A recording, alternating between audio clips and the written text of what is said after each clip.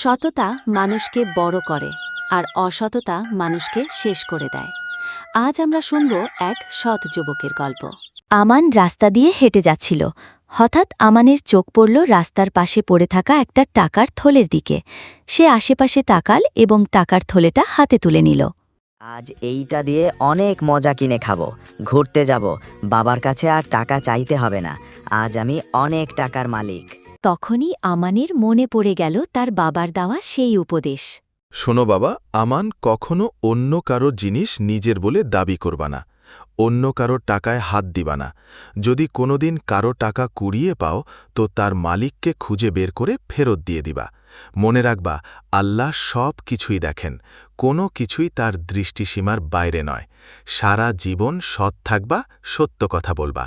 আমান টাকার থলের মালিককে খুঁজতে থাকে। তখন রাস্তার পাশে এক বৃদ্ধকে দেখে বসে কান্না করছে।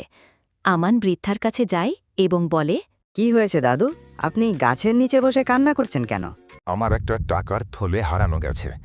তাতে বেশ কিছু টাকা ছিল, মেয়ের চিকিৎসার জন্য জমানো।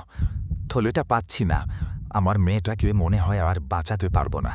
দাদু, এটা কি আপনার টাকার থলে? আমি রাস্তার পাশে কুড়িয়ে পেলাম।